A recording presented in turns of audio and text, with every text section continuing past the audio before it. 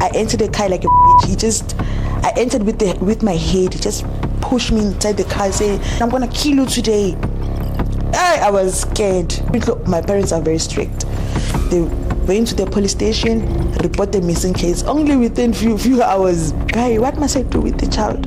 Yeah, you can eat the child if you wanna eat the child. I called my other friend. I was like, "Show me, please. I wanna do abortion. Where do I do abortion?" And then I pushed, and then while my baby went inside the bucket, and then the blood was all over, like as if like they slaughtered a cow.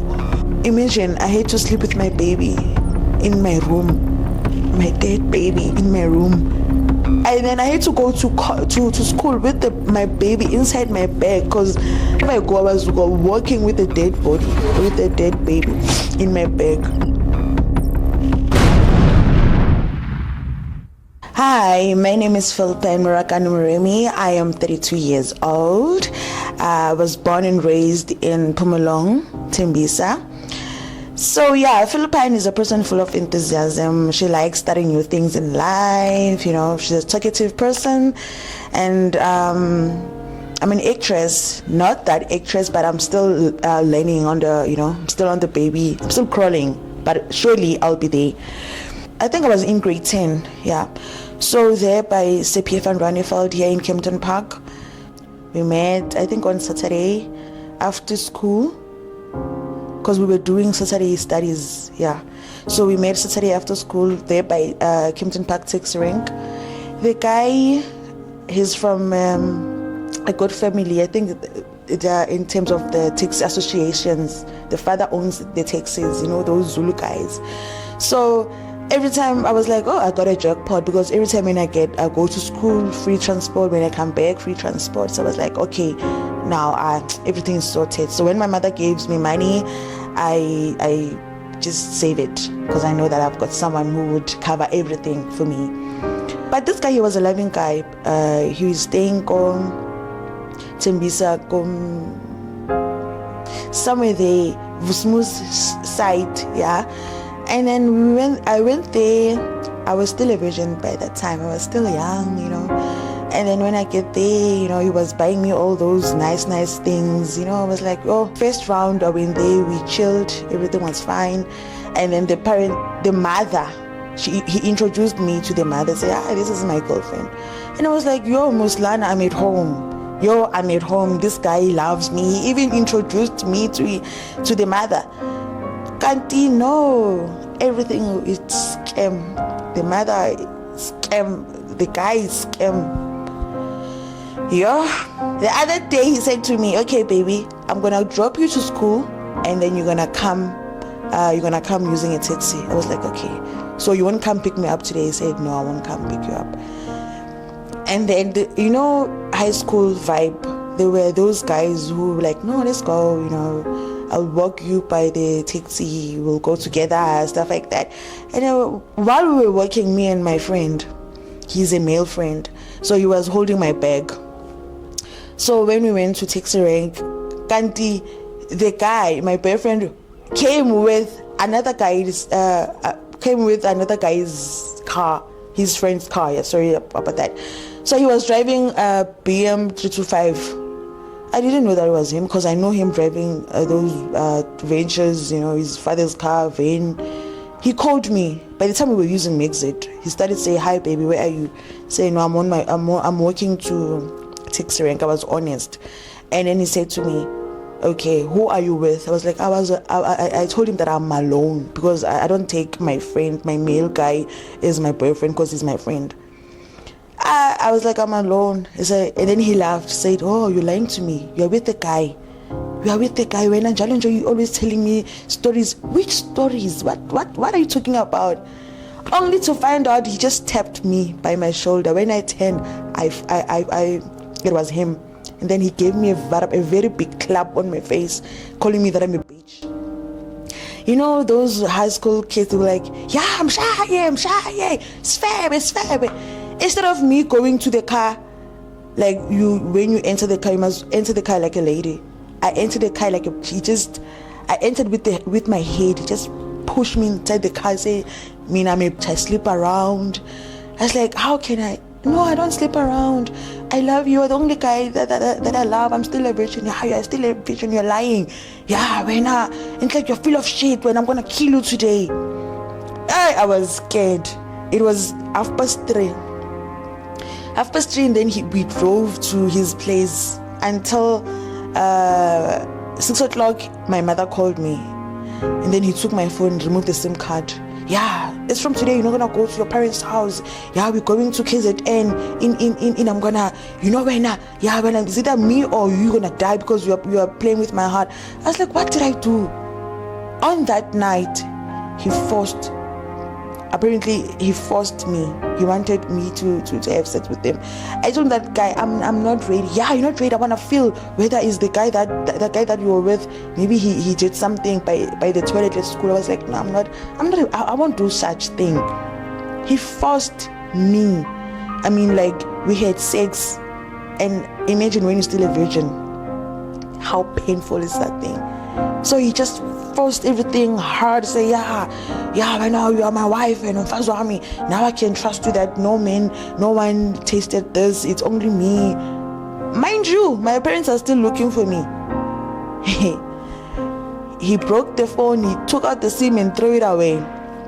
My friend called him, say, are you with Philipine? And then the guy said, yeah, why? And then imagine that time, I don't know what's going on with me. I just had sex. I don't know. Like, I was just, that moment, guys, like, that moment. And then he said, yeah, I'm going to kill you. It's either I'm going to kill you or you go with me, KZN, Impangin. I was like, but my parents want me. Can I just go home? No. You can't go home because now already everything is messed up. And then my mother, she's apparently my parents are very strict. They went to the police station, report the missing case. Only within few hours, they said I'm missing. And then when they go to Rubberidge police station, and then the police started searching. Imagine, how can they search within, I mean, it's not even 2 days. My parents said I'm missing. My mother called Lewu. She was like, hey, Umoni Philipine, where's Philipine? I'm looking for Philipine. And then Lewu was like, you know what, I'll have to be clean. Philipine, she's there in Tembisa with this Zulu guy that you don't like. My mother, when they were driving to that guy's house, the guy was like, we're moving out of this place, we're going to another place to hide. Imagine I was doing hide and seek. I was like, can I just go home? I'm already in shit and I'm feeling pain. I'm not okay, And then my parents found us there by a hospital view in the garage. He was pouring petrol. And then my mother, I don't know what happened. I don't know, is it God or what? And then my parents just saw me and they were like, no, again, okay, started making noise there in the garage. Yeah, rapist, he raped my daughter. They took me to the hospital to check if everything is. And then I told them that no, this guy didn't do anything because I was shy. I was, when you were a virgin, and then your mother asks you whether did you do that, you'll be like, no, mama.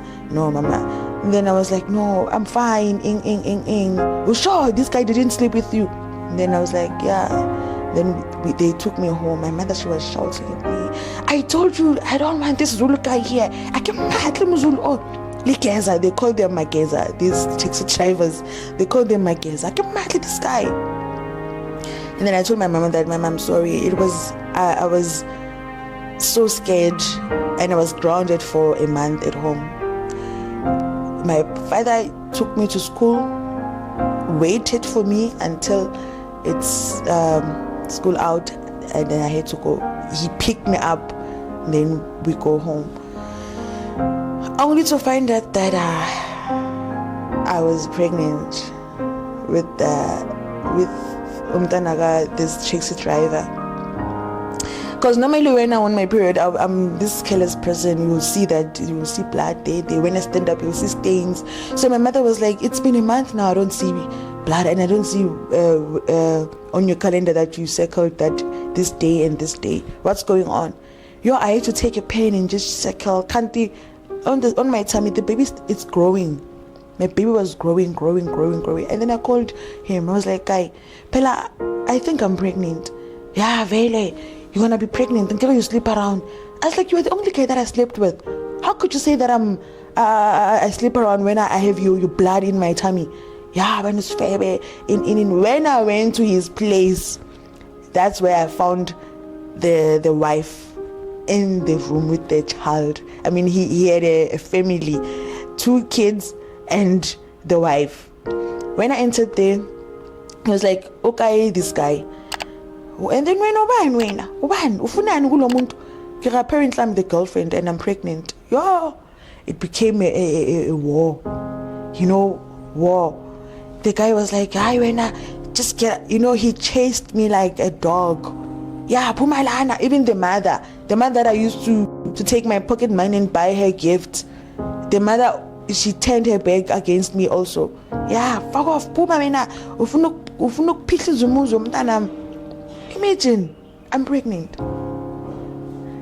My parents are giving me stress. My boyfriend is giving me stress. Guys, like, it was like a nightmare. And then when times goes on, I was calling him like, guy, what must I do with the child? Yeah, you can eat the child if you want to eat the child. And then I was like, but I'm still at school. What? So I can't drop school because of pregnancy. And then I called my other friend. I told her that, show me, Pella, situation is so. Now I was, I think 5 months. I could hear my baby play. Every time when I eat, my baby plays. Do you understand? Every time when I'm emotional, my baby would react. Like if something is not, like my baby, the way we were bonding with my baby, it was, And then I told the guy that, you know what, it's fine. I will raise this child alone. And then my mother, she was like, if I find out to break, I want you out of this house. And then I called my other friend. I was like, show me, please, I want to do abortion. Where do I do abortion? I was 5 months. And then when my friend was like, there's this other guy that I know, I want straight abortion, so we can go to that place. And then I was like, okay, how much is it? She said 800 rand. I didn't have 800 rand by the time. So I had to wait until, like, at school I didn't eat my thing. When my parents give me money, I don't eat. I just put up until it says 800 rand. And then I made an appointment with that doctor. When I get there, I was scared. I was like, no, I can't do this. I went home. And then my mother was busy shouting, you've gained weight. What's going on? Maybe I'm not pregnant. When I'm pregnant. And I was like, Mama, no, I'm not pregnant. You can see me. Just I'm big, Vele. You can't see that I'm pregnant. I'm what's that? I was just, mumbling. And then it became 6 months. While I was busy procrastinating, I will do it. It became 6 months. Now my baby's playing hard. You could even see the baby moving to the other side. I was like, God, I can't bear this shame. My mother, she didn't see anything. I was just gaining weight, becoming more light. So, but my mother could suspect that I'm pregnant. So every time I was hiding myself, wearing big things, I was like, no, ma'am, there's this style that we're wearing, like niggers. I wanted to become a lesbian. So my mother was like, when one plays, you are pregnant.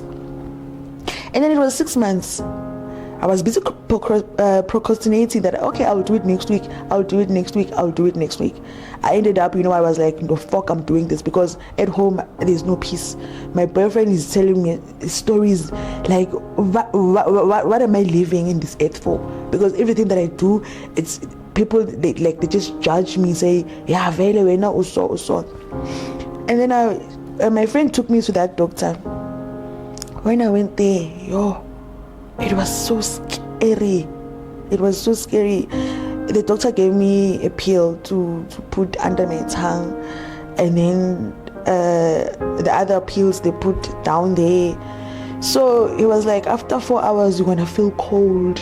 After feeling cold, that's where you'll feel period pains, and then the baby will come out. I was like, baby, doctor, I'm 6 months pregnant. Say, no, people come here with 9 months pregnant. Yours is still small. And then we waited. I didn't go to school that day. Even my friend sacrificed. She didn't go to school. When we get there, it was 8 o'clock, 8, 9, 10, 11, 12. I was just feeling I was feeling cold. After 11, 12, around 1, 2, and then the doctor was like, this is strange, because normally after 4 hours you're gonna feel period pains, and then blood will come out, and then I will be able to take off the baby. Automatically the baby will push him or herself out, and then you just have to, So I was like, what's going on then? Maybe you give me wrong pills. The doctor was like, no, I know what I'm doing. And then now time is going. It's 4 o'clock. How? And then I had another phone. My mother bought me a phone because everything was coming to place. And then when I was looking at the time, I have to go home and cook for my younger brother. The doctor said to me, take my numbers at night, whatever that you feel, call me. Mind you, with those pills, whatever that I took, I had to go home in the taxi. When I get home, the baby didn't want to come out. The baby stopped playing inside my tummy. When I got home, I cleaned, cooked for my parents, do the house call like as usual, do my homeworks. And then around 5 to it was almost to 12. I was like, no. The doctor called me and said, anything? I was like, no, nothing. The doctor said, this is very, very strange. 2013 November, that's where I did my termination. And then the doctor said to me, this is strange, this has never happened. Which means I'm gonna die because my baby already is dead in my tummy. I was like, which means I'm gonna die because my baby already is dead in my tummy. And like I lost hope. Like I was like, anything can happen to me. I don't care. I'm fine. I had to kneel down. I prayed to God. That part when you pray to God, you feel like you're not even in this earth. Like I prayed, told God everything, that God, this is what I did. I'm sorry. Like I was so emotional. Like, God, if you want to take me now, you can take me now. Like I'm just tired of this earth. Praying hard. And then 5 to 12. Before I even said amen, I think maybe God heard my prayer. Before I even said it, because I was honest with God, I told him the truth, that God, I'm tired of this life. I can't do it anymore. Just take my life. It's fine if I die now. And then before 12 o'clock, and then I heard something. Before I even said amen, I heard something like as if like a ball is coming down there. And I called the doctor, said, hey, I feel something, it's like it's coming down there. The doctor said to me, take a bucket, just, as if like doing squat. They just go to the bucket and push slowly. And then I pushed. And then while my baby went inside the bucket, and then the blood was all over, like as if like they slaughtered a cow.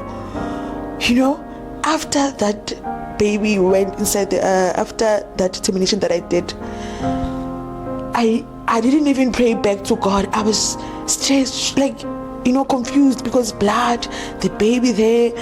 And then the doctor said to me, before anything, wipe your blood, take the baby, just roll the baby with a cloth or a towel or something. And then I rolled the baby. My baby was dead.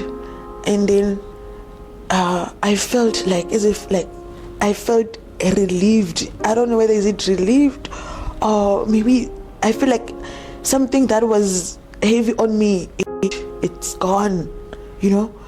And then imagine I had to sleep with my baby in my room, my dead baby in my room. In the morning, I called my brother-in-law, was like, hey, this is what I did this. And then I had to go to school with my baby inside my bag, because they said I mustn't throw my baby in the yard. I must throw the baby outside. Is it I bury the baby or... But because I was young, I was confused, you know. So I took my baby, I put my baby inside my bag. Wherever I go, I was walking with a dead body, with a dead baby in my bag. And then I ended up calling that doctor, say, Doctor, I can't. What must I do with the baby? And then doctor said, no, you can bring the baby here. And then I don't know what the doctor did with the baby. And then I took my baby to that doctor. And then after that, I was just living normal life. I even called my baby Sean, his name. I even have a tattoo here by tattoo for... I'm so emotional, guys. Like, this is the most painful thing that it has ever happened. Yeah. No one had anything. Even when I was praying, no one had even the blood. Like, it was like I don't know, it was like a movie or something, you know. And then my baby was the doctor took my baby. I was living a normal life. Now my mother could see blood. I was like, oh no, she's not pregnant. Maybe it was just, you know, her body changing. And then the father of the baby called after some months, say, Upumdana, where's my child? I was like, which child? Do you know how to make a child when? Do you know how to make a child when you don't have a child when? You know, he was saying, yeah, I know I had a child with you. Yeah, and we named that child Sean. I said, you named the child or I named the child? Because at first he wanted the pregnancy, but after some 2 months, and then he just said, no, I don't want to do anything with you. After having sex with me, he said, I don't want to do anything with you. That's whereby all these stories, you know, heartbroken happened. And then life goes on. I accepted that, you know what, maybe that's how God wants it to be.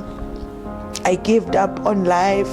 Even when guys say to me, hi, you know, like, I hated men with all my heart. I didn't want to do anything with, you know, if you just come here with something between your legs, I didn't want to talk to you, because I hated each and every single man in my life. But I made peace with everything. But I think now my son was supposed to be 13 years. You know, every day when I pray, I tell God that may his soul rest in peace. I regret doing abortion, but at the same time, I was like, you know what, I thank God that I didn't have a child, like a living child with that guy. Imagine if I was gonna raise a child with that guy. Obviously I was gonna be alone in this raising the child. But doing abortion is not an option, because you can die there. You don't know, things can be damaged in your tummy. Like, it's just stressful. But now it's life, and I cursed him that nothing will come good to you. Nothing will come good to you. And as we speak now, it's 2024 now. He's still not in a good state. He's still not in a good standing place where he would be proud of himself. And when I heard people out there, they're saying, oh, this guy is this and this, he's doomed, because he ruined my life. He betrayed me. Guys, please focus on your studies. Focus on what you want to achieve in life. You see, these guys, they're gonna tell you that they love you, stuff like that, and after they get what they want, they'll go. Most of guys are doing that, you know. So rather focus on your life. Look at your background, where you come from. Look at how your parents raised you. That's where you'll see it. No, man, I have to push on this life, you know. there's this 7 B's. They say it's book before boys, because boys bring babies. Focus on your studies, forget about boys, be independent first. Then that's where you'll be like, okay, now I'm ready to have a man in my life, knowing very well that you've got things in your side. Because if you were like me, yeah. But currently now, God has been so good to me. I met this other guy, so me and this guy, we pushing. Everything is going well. He loves me and I love him too, even though sometimes I somewhat crash, think about my past, but he tells me that, no, relax, man, everything's gonna be fine, yeah. And now I'm doing NGO there by Lepalale. So we've got cows, I've got sheep, so it's still also crawling, but surely it's gonna be a big NGO, the way agriculture, the way I wanted it to be. Yeah, that's the story of my life.